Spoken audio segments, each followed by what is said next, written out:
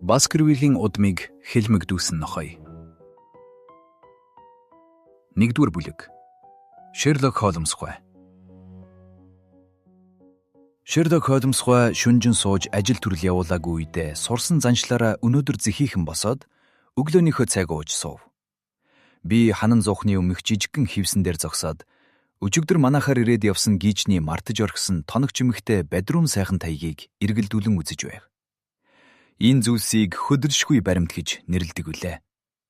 Тоногны доохон тард хатсан эрхий дар мөргөн мөнгөн пайз дээр Хик МЗДН-г Джеймс Мортимерт ЧКС-ийн найзуудаас чинь 1884 он гэж сийсэн байна. Хуучин цагт нэр хүндтэй гэрийн нэмч нар ийм бадрун, гүжирмэг, найдвартай тог сайхан таяг барьдаг байсан юм да. За Ватсон, та наадахынхаа тухай юу гэж бодож байна? Гэж Холмс асуув. Холмс цаашаа хараад сууж байсан болохоор миний юу хийж байгааг мэдэхгүй л байгаа гэж бодож байсан учраас би "Миний юу хийж байгааг та яаж мэдчихв? Таныг ардаа нүдтэй байх гэж бодмоор юм" гэв. Ардаа нүдгүнч нүдгүүлтэй. Харин миний урд кофе цайныг ялгцтал өнгөцсөн гүц тавиастай байна. Үннийг хэлэхэд Ватсон, та манад ирээд явсан гийчний таягийн тухай юу хэлмээр байна? Та бид хоёр түүнийг ангаж суугаад артсан болохоор ямар хэрэгээр ирснийг нь ч мэдэхгүй байна. Нэгэнт мордохын хазгаа босон болохоор санамсаргүй олдсон энэ бэлгийг гойд анхаарч үзэх хэрэгтэй юм шүү. Та энэ таягийг нэг-нэггүй наривчиж үзээд эзнийхэн дүрийг босгоод орхиоч. Би сайхан сонсъё гэж Холмс хэлэхэд би хэрээрээ найз нөхрийнхөө арга барилыг дуурайхыг оролдож. Энэ доктор Мортимер гэгч бол ажил нь өөдрөг яваа дунд зэргийн насны эмч хүн байх. Бас найз нөхд нь ийм бэлэг өргөн барьсныг бодвол олонний хүндэтгэл хүлээсэн хүн юм. Зүйтэй, их сайн байна. Бас тэгээд Мортимер гуай хөдөө нутгийн эмч хүн учраас тун их явган явдаг болов гэмээр. Яагаад тэр вүлээ? Угаас бузгаа таяг байснаа ингэж илэгдсэнийг үзвэл хот газрын эмч хүний гарт байдаг гэж хэлэх аргаалга. Зузаан төмөр тоногийн илэгдсэнийг бодоход доктор Мортимер мөнч олон мод газар явган туулсан байна да. Тун зүйтэй бодож байна. Энд ЧКС-ийн найзуудаас ч гэсэн бичиг байна. ЧЭД гэдэг нь клуб гэж байгаа бах. Тэгэхдээ гишүүдэд нь ач тус болж байсны учир энэ бяцхан бэлгийг ямар нэгэн анчтын клубээс барьсан болов? Холмс сандал дээрээ тэрийн суугаад тамхиасан. Ватсон, та чинь өөрөөсөө давж гарсан байна. Та ердийнхөө элэгсэг дотн байдлаар миний өчүүхэн гавья зүтгэлийг дурдж бичихтэй өөрийнхөө чадвар бололцоог дандаа дарсан байдаг. Та бол өөрөө гигэн туяа цацруулагч нь биш байлаа ч гэсэн тийм гигэн туяаг дамжуулагч нь магадмун. Ойд тодорсон авьяасаар эс гайхууллаа ч гэсэн бусад хүмүүсийн бэлгийг ориглуулах чадaltaй хүн алийг тэр гэхив. Эрхэм минь, би таны ачийг насан туршдаа мартахгүй гэж ярив. Намайг ажилдаг арга барилыг нь бишрэн түүнийг нийтийн хүртээл болгохоор хичээх бүр Шерлок Холмс хайхамжгүй ханддаг явдал миний урам зоригийг нэг биш удаа мохож байсан учраас. Холмсын амнаас ийхүү үнэлэн хэлсэн үгийг анх удаа сонссондоо сэплэл өмхөөр баясав. Бас би өөрөө Холмсын арга барилыг эзэмшснээр барахгүй жинхэнэ ажил дээр хэрвэлж найз нөхрөөсөө магтаалын үг дуулсандаа багахж байлаа. Холмс өнөөх таягийг надаас авч хэсэг зуур илгцүүлэн үзэж байснаа ямар нэгэн зүйлийг сонирхсон бодолтой татаж байсан тамхиа тавьчаад цонх руу дөхөж очин томруулах шил авч дахин үзэж гарлаа. Тэгээд сурсан заншлаараа дивааны нэг болонд сууж. За ястай бүү мэдтэй. Ер нь ганц нэг сонирхууштай юм энд байх шиг байна. Энэ л бидний оюун дүгнэлтийн үндэс болж өгөндөө. Гэхдээ би хинэггүй байдлаар би ямар нэгэн ноцтой зүйл орхиогүй байхаа гэж асуув. Хиш Ватсон минь. Таны хийсэн дүгнэлтийн ихэнх нь буруу байна. Ер нь таныг миний ажил төрөлд урам зориг оруулдаг гэж хэлснийг нийн өөгүй ярихад таны алдаж эндүүрсэн зүйл чинь заримдаа зөв замаар ороход минь тус нэмэр болдог гэсэн үг гэж ойлгох нь зүйтэй юм.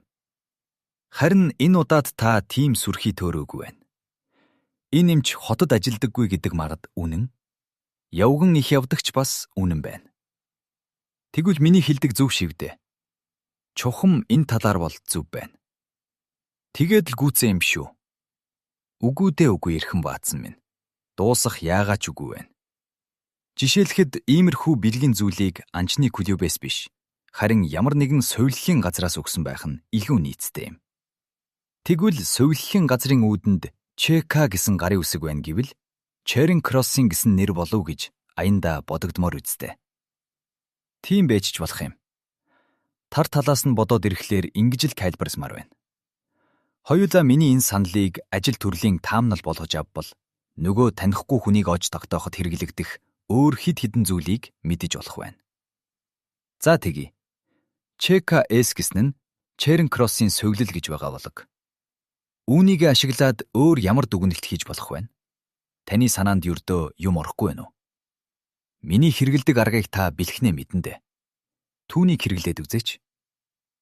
Хөдөө тосгонд суухаас өмнө Лондонд ажиллаж байжээ гэсэн дүгнэлт магад гарна. Бас жаахан ахаад үзүүл яах вэ? Юуны учир энэ хүнд бэлэг барих болов гэдэг талаас нь үзье. Анд найз нар нь ойр дотн байдгийнхаа тэмдэг болгож бүгдээрээ хамтран чухам хизээ энэ таягийг бэлгэлсэн байж болох вэ? Доктор Мортимер сувиллахын газраас гарч хувийн журмаар ажилдаг юмч болохоор шийтгэд нь л барьсан болов. Энэ бол бэлгийн зүйл гэдгийг бид мэдэж байгаа. Мортимер сувиллахын газраас хадагдаад хөдөө гарсан болог. Чухам түүнийг халагдаад явхад л энэ бэлгийг барьсан байх гэд үзчихвэл арай дэндүү барин 50 дүгнэлт болчих болов. Энэ ч юу н магадгүй юм. Цаашилбал Мортимер доктор тэр сувиллахын газарт зөвлөх хэмжээний тоонд багтаж чадаагүй биз? Яагаад? Энэ бол Лондонд сайн дадлах суусан эмчид олд тэр ажил. Тим эмч хүн хотоос гарахгүй шахуу үсттэй. Тэгэхээр тэр хүн чухам юу хийдэг байсан байх вэ? Үнэхээр тэнд ажиллаж байсан нь үнэн мөртөө орон тооны зөвлөгч эмч биш байсан бол сувиллахын газрын дэргэд амьдран суудаг, эмнэлгийн дадлаг хийж байгаа хүнээс арай дээх нүур, кураторын бяцхан үүрэг гүйцэтгэдэг байж таарна. Энэ таяг дээр бичээстэй байгаа оныг үзүүлд тэндээс хадагдаад 5 жил болжээ. За Ватсон минь. Ингээд таны тодруулсан айл гэрээр явж эмчилгээ хийдэг ахмаг насны бөөрөлхөг эмчийн чинь оронд 30 иргэм настай. Ая зангаар сайн, мэр төр хөөцөлддөггүй. Баахан салан хангадуу байдалтай. Тэрээрээс арай том мастифаас арай багхан болов гэмээр нохойтой. Түүнийг үнэн голоосоо хайрладаг хүн тодорч гарах нь эндэ. Намаг үд итгэсэн янзаар инехэд Шерлок Холмс дивааны түшлэг назан сууж тамхиныхаа утааг жижигхэн цагираг болгон гаргасан нь агаарт дайлбилсан хүүн. Тэгэд би. Нохооны тухайд бол таны хэлснийг шалгах боломж даанч алга.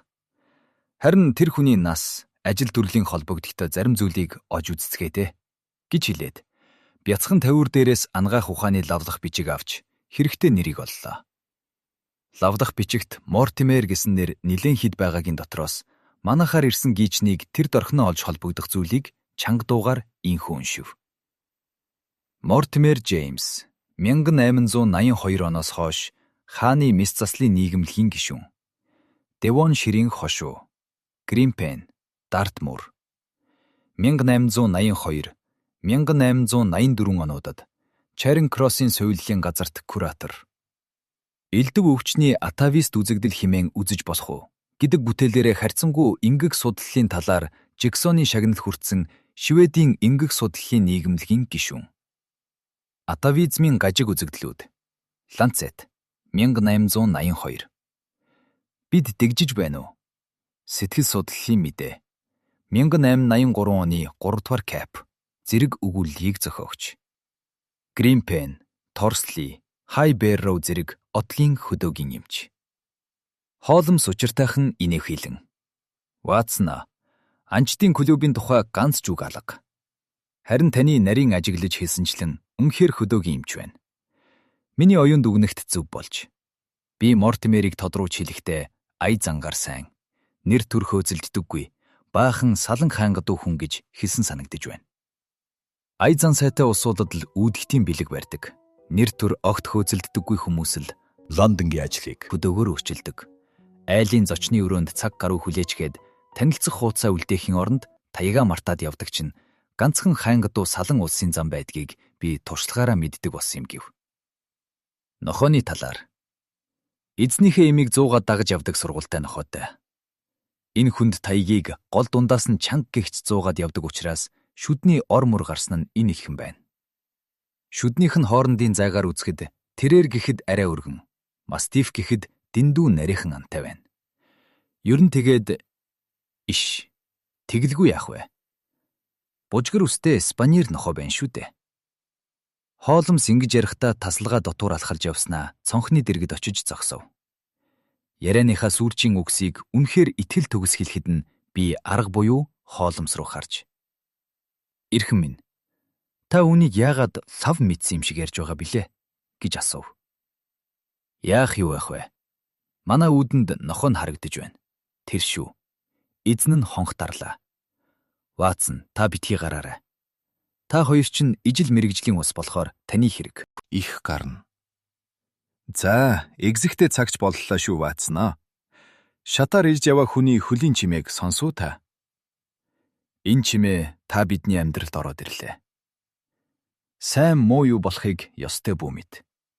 Шинжлэх ухааны мөр хөөсөн доктор Джеймс Мортимер ирүүлж Шерлок Холмсоор яах гэм бол? Ороорой. Өчигдөр бидний эзгүүд ирээд явсан гийчнийг ёстой л нэг хөдөөгийн эмч байгаа даа гэж бодож байлаа. Гэтэл доктор Мортимер бол нүдний шилний альпин хүрээний цаана гялалзан харагдах ойрхон суусан хонин бор нүдний хооронд амьтны хошуу шиг шонхоон гарсан урт хамартай. Маш өндөр бөгөөд туранхай төрөх байдагтай хүн болохыг үзэж би аргагүй гайхав. Тэр бээр мэрэгжилдээ тааруулан хувцалсан боловч хуучирч байсан цамц уранхай өмд өмссөн нь их биш хайнгадуу байдлыг илчилнэ. Нас залуу хэрн нуруу бөхтөр болсон байх бөгөөд найрсаг байдлаар биднийг ажиглан хүзүү сунгаж харна. Сайх зочин орж ирэнгүүтээ Холмсын барьж байсан таягийг ширтэн харж баяр хөөр болон дуу тавьж гар сар байна. Ямар азтай хэрэг вэ? Усан онгоцны газар танаа хоёрын алинд орхисноо ердөө санахгүй байсан юм. Ийм идэ үгүй хийж хөлж бүр сүрхэн тэр. Тэгвэл ёстой яалтгүй босхон тэр гэж шүүр салдав. Бэлэгт ирсэн биз гэж Холмс асуув. Кимэ? Чаринг Кроссын совилхийн газраас өгсөн үү? Тийм. Тэндхийн найз нар хормын өдөр бэлгэлсэн юм. Холмс толгой сэгсрэн ингэж хэлв. Мөн базаахгүй хэрэг байна да. Доктор Мортимер нүдэ анивчин. Базаахгүй нь юу илээ гэж лавлав. Бидний сэтгэнд үгэнсэн ажлын явцыг л алдуулсан нь базаахгүй байна. Тэгээд хормын бэлэг юм биз дээ. Тийм ээ. Би ихнэр авч зөвлөгч юмж болох гордлогоо хүртэл орхиод тэр совиллийн газраас гарсан юм. Өөрийн гисэн орон байшинтай болох хэрэгтэй байлаа. Бид хоёр тийм их эндүүрээгүй байжээ. За одоо Джеймс Мортимер доктор та. Хүү хаанаас та? Надад докторийн зэрэг байхгүй. Ердөө л хааны мис заслын нийгэмлэгийн гишүүн төдийл хүн. Бодвол шинжлэх ухааны сэтгэлгээтэй хүн биз дээ. Холмсгүй. Би бол шинжлэх ухаантай баг шиг холбоотой л хүн. Нэг үгээр хэлэхэд танин мэдхүн зах хязгааргүй далайн хөвөөнд дунд цуглуулж байдаг хүн дээ. Би Шерлок Холмсгүйтэй уулзраад байгаа болохоос биш. Үгүй ээ. Доктор Ватсон энэ байна. Тантай танилцсан минь надад тун таатай байна. Таны нэрийг голдуу найзын тань нэртэй холбон дуудацгаадаг үлээ. Шерлок Холмсгүй та надгойд хэрэг болоод байна. Би таныг ийм урт утар гавлтай. Хүмсгний ясн ингэж их хөгцсөн хүн гэж ердөө бодоогүй. Таны зулааны заацыг ганц удаа дараад үзчихэж болох уу? Таны гавзаас авсан хэвийг антропологийн ямар ч музейд аваачаад жинхэнэ гавлын яс олж тавьтал чимэг болж байх нь магад. Би таны гавлд үнэхээр атаархмаар байна. Худал зусардаж байгаа юм биш шүү. Шерлок Холмс зочныг олбогтой сандалд суулгаж. Та бид хоёр өөр өөрсдийнхөө ажилд үнэхээр сонирхдаг улс шиг байна. Долоовор хуруугч нь харвал ороосон тамхи татах дуртай хүн бололтой. Нэрлэхэх хэрэггүй.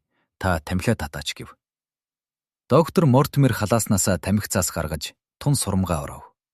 Хуруу нь ялимгүй салгалан хорхой шавжийн тэмтрүү шиг чадмаг бөгөөд хурдан гихч хүдхин. Холмс хэдийгээр үг дуугүй суух боловч гийчнээ үе үе ширүүн харсаар байхыг бодоход тэр хүнийг ихэд сонирхсон нь илэрхий. Ингэж хэсэг сууснаа.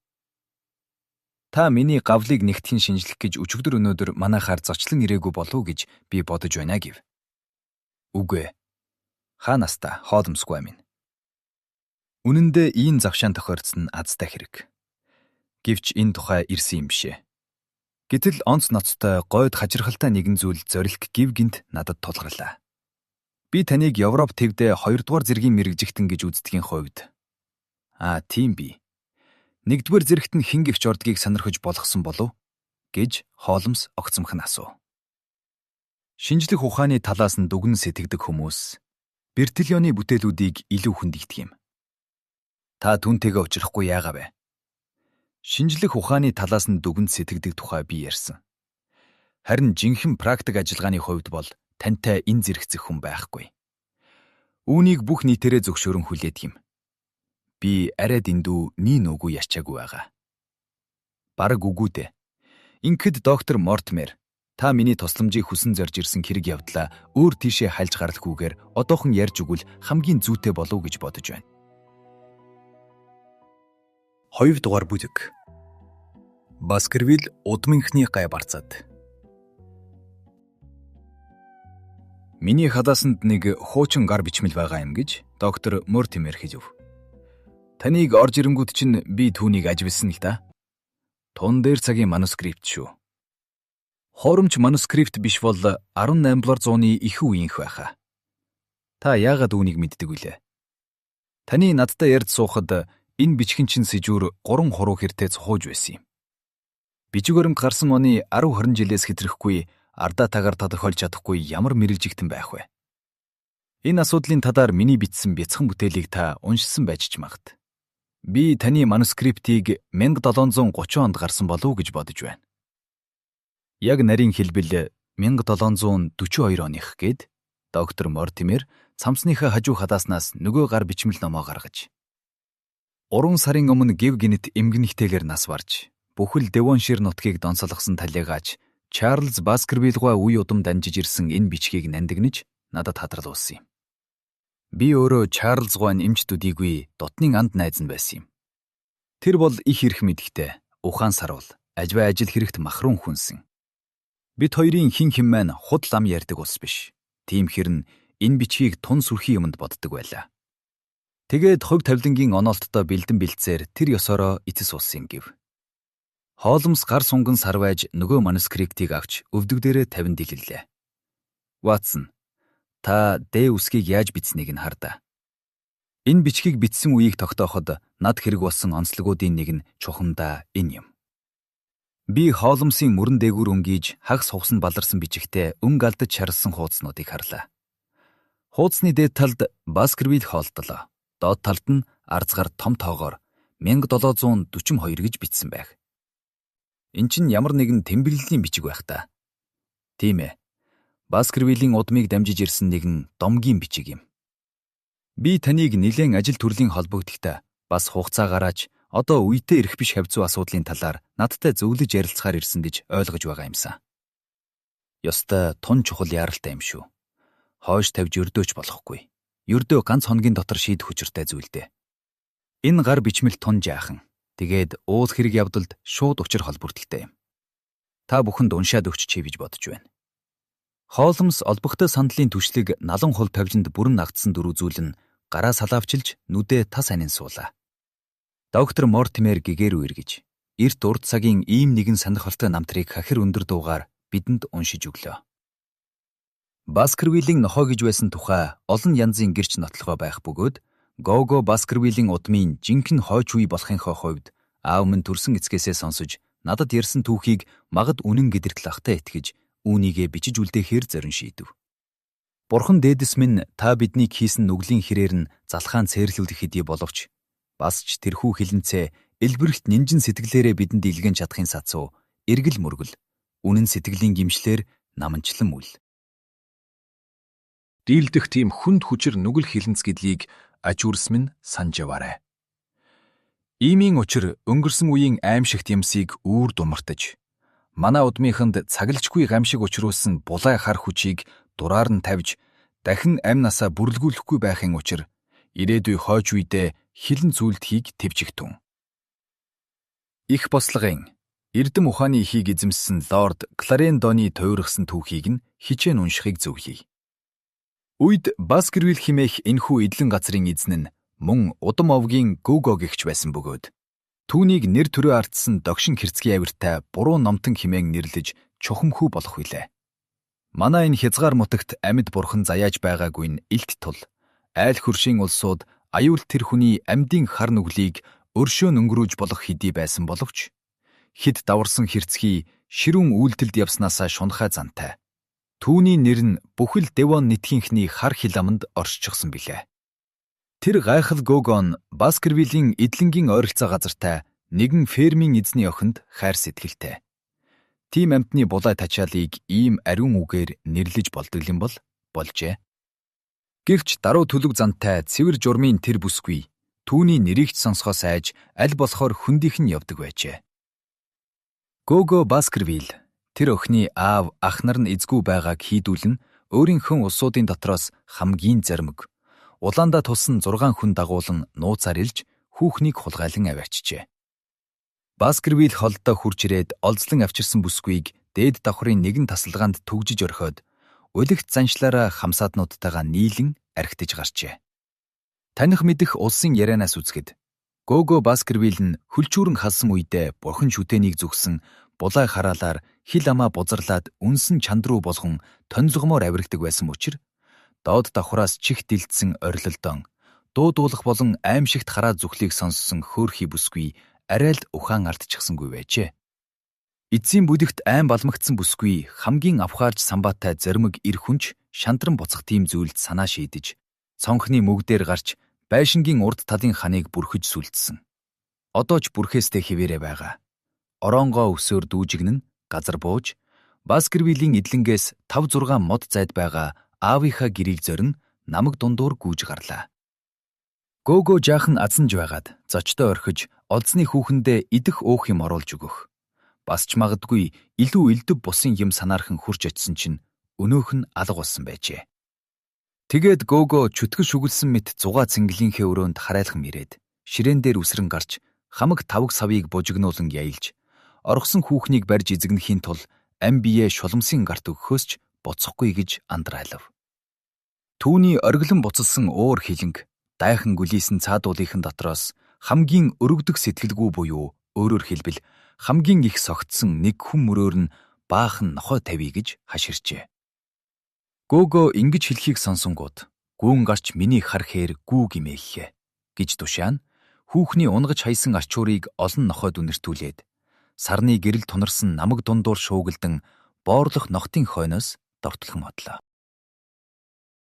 Нийлж архидсан цаадуул нь хэсэг зуургуудын зогсож байснаа хөл өмнө дэгцсэний учрыг сая ухаарахчаа болж. Хүлэрт намгийн талбуу нутагт ямар хар хэрэг болох гэж байгааг дарсанд мансуурсан ухаанаараа ойлгоцгоожээ. Тэгээд зарим нь морь мал, зарим нь гар буу, зарим нь бас нэг аяг архи гээл бужигнэж өгөв. Ингээд сая сэхээ авсан 13 ир мориндоо мордож мушгин хөөгчдтэй нийлцгээлээ. Эцгийн гэрийг зорьсон хүүхэн энүүгээр явах учиртай гэсэн баримжаагаар нэг игнэ болон тогтлоход сарны гэрэл тод нь аргагүй байр. Тэдгэр морднууд 4-5 мод газар давхсны хойно нэг марчинтай уулзаж хөөцөлдөн яваа ус харагдгүй гэж асуужээ. Цочин балмагцсан тэр хүн анхандаа ам нээж чадахгүй байснаа хөөрхий нэгэн бүсгүн хойноос олон ноход хөөж явааг харсан гэжээ. Би өөр нэгэн аюултай юм харлаа. Хар хэрэ унсан Гого Баскервилл миний дэрэлдүр тогтлон гарахад араас нь нэг нохой хөөж яваа харагдав. Тийм аюултай амт нь намайг хизээ нэг цагт мөрдөн хөөхөөс бурхан минь авраасай хэмээн үчжээ. Согтуу баячууд сайх марчныг хараад зүхлээр булж орхиод цааш давхин модлоо. Төдхөн морин төвөргөн сонсогдож хөөс сагуулсан хар хээр нь жолоо цулбуураж ирсээр унсан эзэнгүү дахин өнгөрөхөд өнөөдлийн ар нуруу хүүт даагаад явчихлаа. Эмх замбраагүй наригаач нар хэдийгээр айн твдсэн ч гэсэн намгийн гүн тийш төгсөөр байх боловч тэдний хинэнч ганцаар яваасан бол баяртай. Буцаад зогтох байсан билээ. Алгуурхан урагшилсаар нохтын бараа харлаа. Цэвэр удам угсаа, догшин, зуумхаагаараа нэр дарсан өнөөх ноход гүнзгий жалхын хөвөөнд шахацалдан гунигтай гасалцгааж, зарим нь сэмхэн ийш тийш гүйлдэж, зарим нь үсээ сэрвийлгэн босгож, нүдээ бүлтэлзүүлэн урдаа байгаа ан завсарлуу зүтгэцгээж байлаа. Мордох үеийг бодвол эрх биш согтуун гарсан өнөөх ус зогслоо. Тэдний ихэнх нь ураг шахиж зориглохгүй байхад хамгийн согтуу буюу хамгийн зоригтой 3 хүн намгийн гүн тийш морины амийг эргүүлбэл эрт балав цагт босгосон 2 чулуун овоо бүхий өргөн нуг харагдав. Ийм чулуун овоонууд одоо ч гэсэн энтхийн намагт дайрагддаг юм. Тинхээ тамираа барж айн сандарсандаа ам осолдсон хөөрхий охин нугын гол дунд хүсэр хөвтөх нь сарны сарууд гэрэлд тодоос тод харагдана. Гэвч амьсгаа хураасан хүүхэн Түүний дэргэд хүсэр хэвтэх Гого Баскервиллийн хүүрийг хараад өнөөх 3 зөрөгтний толгоон ус арзас хийсэн биш байжээ. Тийм бишээ. Үхэх тавилантай төрсэн хин гуайдд үзэгдэж харагдаагүй нохоо шиг мөртөө нохооноос бүдүүн мангас гэмээр нэгэн том хар зүсний араатан Гого Баскервиллийн дээр зогсож байжээ. Энэ аюурт мангас харсаар байтал Гого Баскервиллийн хоолой багал зургийг сэглэн хивж цус нүж болсон амаа нааш хандуулан харахад нь гал бадарсан 2 нүд гялалзан харагджээ. Үүхэлцгээ хагартал айсан өнөө 3 ойрдуу хадуулан байдаг хурдаараа намаг дундуур зүхтааж гарлаа. Тэр 3-ын нэг нь үдсэн харсан ямандаа балмагдан сэхээ авч чадалгүй гэр шөндөө талигач болж нөгөө 2 нь насан туршдаа өөдөлсөнгүй явсаар өнгөрсөн юм гэж улс амьтан ярилцдаг. Тэр цагаас ахуулаад манай авг удамд өчнөөн төчнөөн гай. Амшиг тарьсан тэр нохооны тухай домог эндэ хүүхдүүд минь. Нууц битүү дутуу дөлмөг имийг бодвол чихээр сонссон зүйл бид бүхнийг зовоон шаналгах нь арай баг болов уу гэж горьцсондоо үүнийг бичсэн юмдаг. Манай удмынхан дотор нууц битүү гинтийн аимшигт үхлээр үхсэн хүн зөндөө байдгийг үгүйсгэх хэрэг юм билээ. Бурхны номд заасанчлан ата житүүн дагтах тавилантай удмын 3-4-р үеэс хожуу төрсэн энгийн номхон бид бүгдийг нэгүүлсэн айлдах хосгүй нинжин ивэхт ирэхт дээдэс минь соёрхон тэтгэх болтугай. Үр хүүхэд та нарыг өөдгүй муу юм дагнан эзэмдэж байдаг шөнийн цагт намаг тийш пүү гарч байгаарай гэж ёсыг үлдэн захимжлий. Гого Баскервилл. Би хүү Рожер, Жон хоёртоо зориулан бичиж энэ бүхнийг эгч Элизабетаас нууж явахыг тушаав. Доктор Мортимер ер бишийн энэ зүйлээ уншиж дуусаад харааныхаа шилийг сүхэн тогтоож Шерлок Холмс хуайг ширтэн харав. Холмс тамхиныхаа ишийг галд хаяж ившээдгэн сууснаа. Тэгээд юу гэж асуув. Та үнийг сонирхолгүй зүйл гэж бодно уу? Үлгэр сонсох дуртай хүнд бол сони юм байна. Доктор Мортимер халааснасаа 4 нуглан ивхсэн сонин гаргаж ирлээ. За тэгвэл одоо та нарт бүр одоо үеийн нэг зүйлийг танилцуулъя. Девон ширийн мэдээ сонины энэ оны 6 дугаар сарын 14-ний өдрийн дугаар энэ байна. Үүнээс цөөхөн хоногийн өмнө Чарлз Баскервилл нас барсантай холбогдуулан тогтоосон баримт цэлтийн товч тайланг энд нийтлэгдсэн юм гэх. Найз нөхөр маань ураг шахинд өхөж анхаарал тамин суухад доктор Мортимер нүднийхээ шилийг засаж инхүү уншив. Мөдгөн болох гэж байгаа сонгуульд либерал намаас нэр дэвших төлөвтэй байсан Сэр Чарлз Баскервилл зуурдаар нас барсан явдал бүх дунд Девоншир нутгийнханд ноцтой хүнд сэтгэгдэл төрүүлхээ. Чарлз гой ойрмөгхөн ирж нутагшин Баскервилл хоолд суурилсан хэдий боловч ажил төрлийн талаар уулзам учирж байсан хэн бүхний хайр хүндэтгэлийг аятай сайхан төлөг төрөх харамгүй өгөөмөр сэтгэлээрээ хүлээж амжсан байлаа. Дамын панзаар хөрөнгөдсөн баячууд ноёхож байгаа одоо цагт сайн сайхан цагийг тууж өнгөрүүлсэн эртний овгийн хойч үе болсон энэ хүн өөрийн гараар олсон хөрөнгө агуурсаа идэлэн газрынхаа эрт өрдийн сүр жавхааг сэргээ мандуулахад зарцуулж байгааг харахад сэтгэлд тааламжтай. Чарлз гой Өмнөд Африкт ашиг олцайтай ажилласныг хэн хүнгүй мэдэх үлээ. Зол заяаны ам буруу харах уртал зогсгоо мэддэггүй зарим хүмүүсийг бодвол эрүүл саруул ухаантай энэ хүн ол золбороо борлуулж аваад Англи орондоо бузгай бэнчэнтэй эргэж ирсэн юм. Чарлз гой Баскервилл хоолд дөнгөж уржинхан сууршин суусан боловч эдлэн газраа өөрчлөлтөнд огчуулахаар төлөвлөсөн зүйлс нь газар бүрд түгэн таржээ. Чарлз гой насан мэцэс болсноор энэ бүх ажил тасалдлаа. Үр хүүхэд заяагаагүй энэ хүн амьд ахуй цагтаа нутаг усны улсад хайр хишиг хүртээхийг нэг биш удаа зорж байсны гадна түүний зуурдаар насан мэцэс болсон явдлыг гүнээ гашуудан эмгэнэх хувийн учир шалтгаантай хүнч зөндөöz байгаа юм. Чарлз гой сайн үйлс зориулн нутаг усандаа болон бүх хошууны хэмжээгээр өгөөмөр өргөн хандуудаараа оруулж ясныг тус сонины хуудасаар олонтоо мэдээсэн бий. Чарлз Баскервилл гой насан эцэс болсон тухай явуулсан мөрдөн байцаалт нь хэрэг ярдлын бүх нарийн учрыг бүрэн дүүрэн олж тогтоож хараахан чадаагүй боловч энэ нутгийн сүсэгтэн хүмүүсийн ухаан санаагаар зохиогдсон хов живийг намдаан дарж чадлаа. Энэ хүн ердийн шалтгаанаар бий барсан хэмээн сэжиглэх ямар ч үндэс бидэнд алга. Биливсэн болон хоцорсон Чарлз гой хачин сонин зантай хүн. Чарлз гой хэдийгээр хөрөнгө агуурс ихтэй чийсэн гоц даруй янзаар амьдардаг. Баскервилл хооллын бүхэл зарцнаар гэвэл Берримор химээх нэг гэрийн 92 үлээ. Тэгээд нөхөр нь зарцын үргийг эхнэр нь гэр зургийн ажлыг эрхэлнэ. 2 Берримор. Түүнчлэн талиагачийн ойр дотны улсаас гаргасан мэдүүлгээс үзвэл сүүлийн үед Чарлз Гуайн эрүүл мэндийн байдал мэдэгдэхүйц доройтож ирснийг тэмдэглэсэн байна.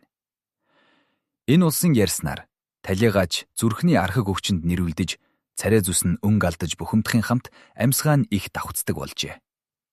Талиагачийн бие эмч дотны найз доктор Джеймс Мортимер энэ байдлын үнэн болохыг мэдүүлгээрээ давхар нотолсон байна. Бодит байдлыг үзэхэд хэрэг явдал төдий ээдрээтэй биш юм.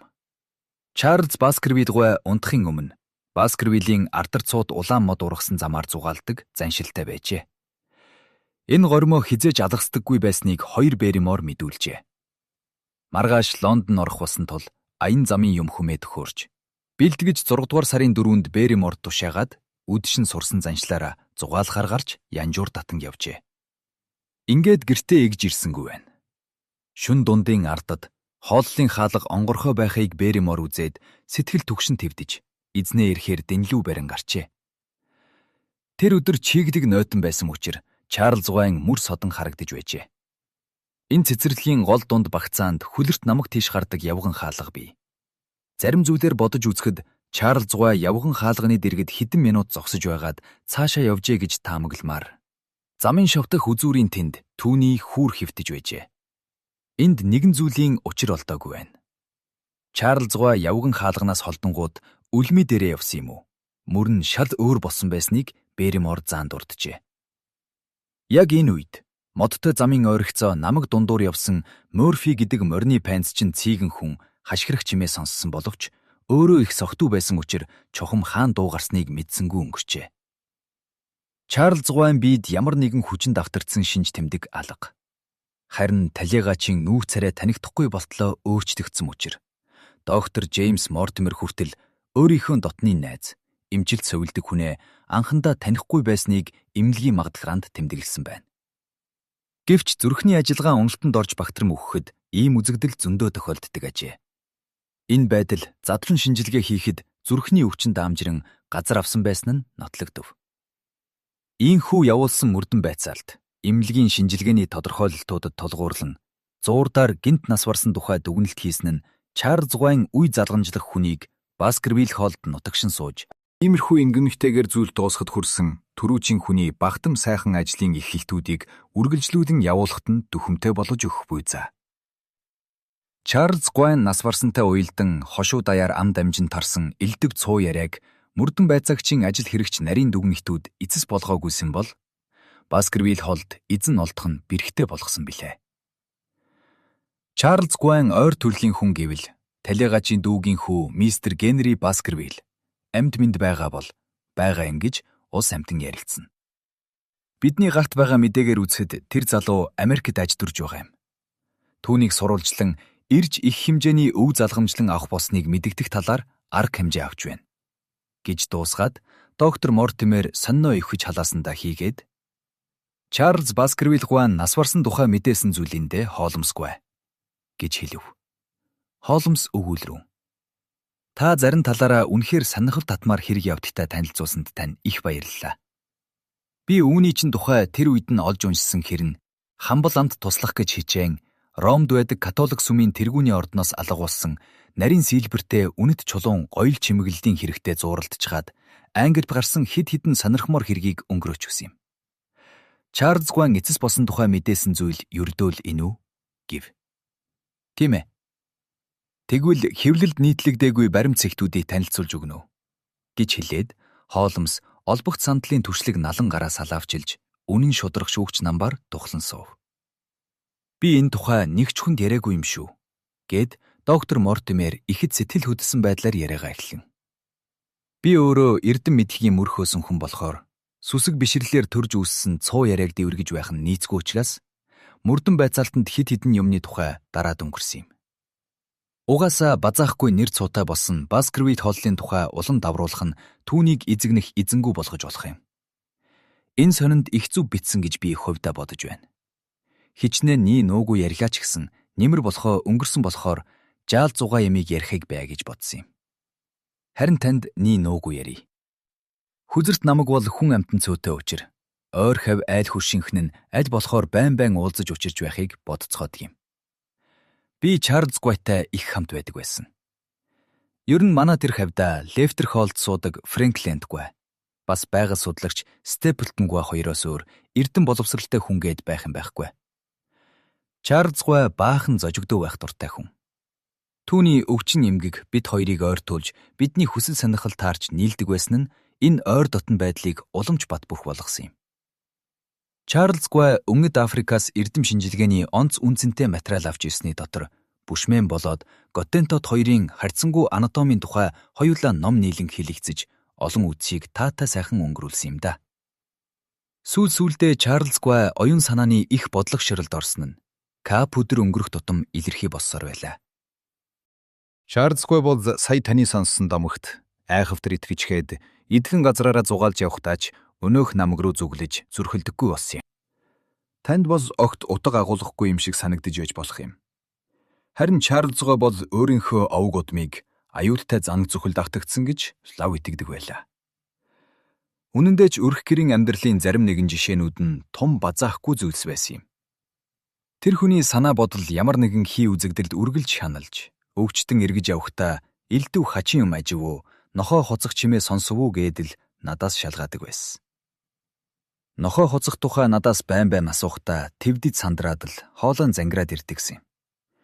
Энэ ингэнэлт хэрэг явдал болохоос 20 хоногийн урд нэг оройхон Баскервилл хоолд очсноо дөнгөж саяны юм шиг тодхон санаж байна. Чарлз Гуай байшингийнхаа гадаа зогсож байсан. Би тэрэгнээс буугаад очиж явхдаа Чарлз Гуай балмагдан айсан шинжээр миний мөрөн дээгүүр давуулна тэртээ ас руу ширтэн байсныг санамсаргүй ажиллаа л да. Тэр дорн эргээд харсан чинь цэцэрлэгийн шогтрох үзүүрт бүдүүн хар тугас шиг антан бүртгэгдсэн далд орохыг хальтыг харж амжлаа. Чарлз Баскервилл Гуай гойд их бухимдаж айсан байхлаар нь өнөөх хамтан харагдсан газарт очиж үзсэн чинь ор сураггүй алга болсон байлаа. Энэ хэрэг явдал найзыг маань айхавтар болиосон доо. Би тэднийд бүхэл оройг өнгөрөөсөн. Тэгэхэд л сэтгэл түгшид зовдөг учраас явдлаа надад ярьж хэлэхэр шийдээд хадгалж байгаарэ гэж өгсөн энэ гар бичмлийг уртл болгож танд танилцуулъя гэсэн юм. Тэр үедээ найз нөхрийн маань сэтгэлийг зовоох ямар ч учир холбогдолгүй шал дими зүйл шиг санагдаж байсан төдий л чухал биш энэ тохиолдол маань хойд өдөр нүүрлэн ирсэн ингэнэлт явдлын үеэр нэг л янзын учир холбогдолтой болсон болохоор би энэ тухай дурсам ярьлаа. Чарлз Гуай миний зөвлөж хэлсэн ёсоор Лондон явхаар боллоо. Түүний зүрхэн болсны хажуугаар ганц ч амар заяа үзэхгүй болтлоо айж шаналдаг болчихсон нь уламж доор оруулсан юм. Хий санаагаар л тэгж их айгаад байна гэж би боддог байв. Хот орон газрын амьдрал хідэн кап байвал Чарлз Гуай сэтгэл сэргэж ив ирүүлхэн бочоод ирнэ гэж би бодсон юм. Бид бүхний адилхан найзын хувьд Чарлзын эрүүл мэндийг их л халамжигж байсан Стиплтон ч бас тэгж бодож байсан. Ингээд л эцсийн бүлэгт энэ аюулт гай зовлон учирсан юм да. Харанхуй шүн Чарлз Гуай биеийг олсон зарц Берримор тэр дорн адуучин Перкинсийг манай руу морьтод ахиулжээ. Би бас юм хүм хийгээд шүн дөл болтгий сууж байсан болохоор тэр дорхноо их удахтаа л цагийн дараа Баскервилл холб хурж очсон. Мөрдөн байцаалтаар дурдгдсан бүх баримт цэгтийг нэгд нэггүй шалгаж хооронд нь харьцуулан үзсэн. Би Тадигачийн мөрийг дагаж хоёр талаараа мод ургасан замыг шүхт яваад Чарлз Гуай дэрэгдэн зогсож байсан явган хаалганд тулж үнэхээр мөр нь өөр босныг ажиглаж Берриморихоос өөр хүний мөр алаад дэдгийг мардлаад намайг эртэл амтэн огт хартаагүй хүүрийг нягтхэн шинжилж үзсэн. Чарлз Гуай гараа тэлж шопо базаад төрүүлгээ хараад унчихсан. Нүүр царай нь хачин өөр болж танигдахын аргагүй болсон байлаа. Гэмтэж бэртсэн зүйл огт байгаагүй. Мөрдөн байцаалтын үед Берримор Тадигачийн ойр хавьд нэг ч мөр байгаагүй гэж хэлсэн нь худлаа юм шүү. Үнэн дээр тэр ажиллаагүй. Харин би бол ажилласан. Чарлз Гуайн хажууханд цоо шинхэн гарсан. Тод нь аргагүй. Мөр байсан уу? Мөр байсан да. Эр хүний хүү, эм хүний мөрөө.